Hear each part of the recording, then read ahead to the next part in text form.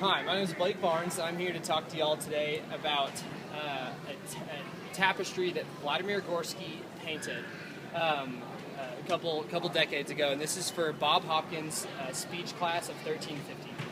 So, who knows who Louis Armstrong is? I do. Yeah, who is Louis Armstrong? Louis Armstrong was a jazz musician.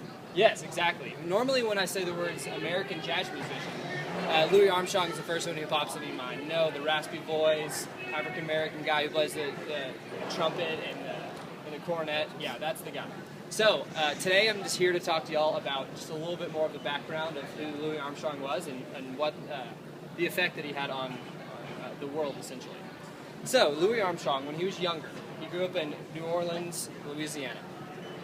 When he was 8 years old, he would pedal on the streets, and what he would do is he would dance for the public. And the public would throw money out to him in order for him to bring money into his family. And he developed a nickname called Satchel Mouth, which eventually turned into Satchmo.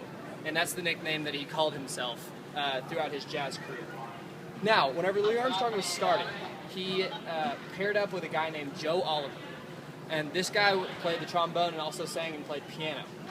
And whenever Louis Armstrong got his second wife, Lil Hardin Armstrong, who was Louis' pianist, he was suggested by her to sort of branch off and create his own career, if you will.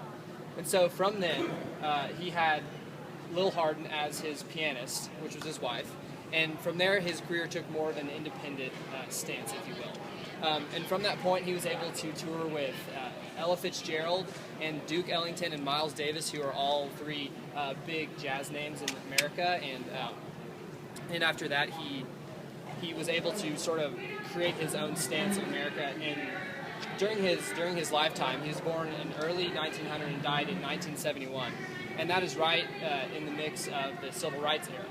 And so, a reason why he was a really big figure in American history is because Louis was one of the first famous black people in America, and it was pretty substantial because in this time, white people didn't necessarily give the time of day to African American people who wanted to make a name for themselves. So Louis Armstrong is remembered very significantly because of his ability to not take political sides, but to make a stand for the art and really become famous in America. Now, when Louis was getting older, he was losing creativity in his songwriting, if you will.